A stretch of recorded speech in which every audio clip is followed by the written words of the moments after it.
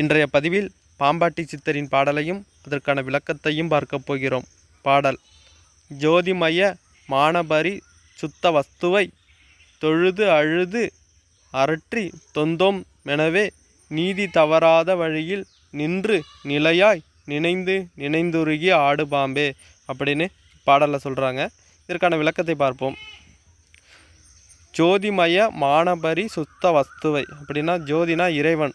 அந்த இறைவன் சுத்த வஸ்து, எந்த ஒரு, அதாவது எப்படி சொல்ல, தூய்மையானதுன்னு சொல்லுவாங்க. வஸ்துனா தூய வஸ்துனா தூய்மையான இறைவனை தொழணும் அப்படின்னு சொல்கிறாங்க, வணங்கணும்னு சொல்கிறாங்க.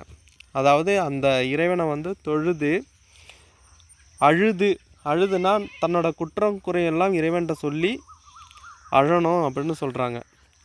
அப்புறம் நீதி தவறாத வழியில் நின்று, அது மட்டும் இல்லாமல் அந்த குற்றங்குறையெல்லாம் சொல்லும்போது மறுபடியும் தப்பு பண்ணாமல் எந்த உயிரையும் கொல்லாமல், ஏன்னா எந்த உயிரையும் கொல்றதும் ஒரு குற்றம்தான்.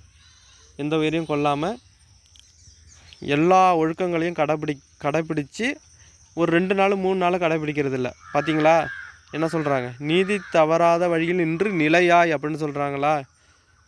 அதாவது நிலையானா அது நிலைச்சிருக்கணும். நீங்கள் நீதி தவறாமல் எந்த ஒரு தவறும் செய்யாமல் இருக்கிறது ரொம்ப காலங்கள் இறைவனோட நீங்கள் சேர்ற வரையும் நிலைச்சி இருக்கணும்.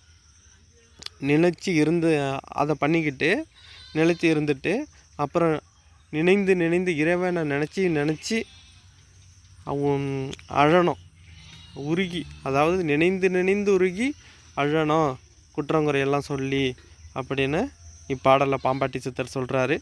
நாளைய பதிவில் வேறொரு பாடலையும் அதற்கான விளக்கத்தையும் பார்ப்போம். இதை வள்ளல் பெருமான் மிகவும் தெளிவாக சொல்லியிருக்காங்க.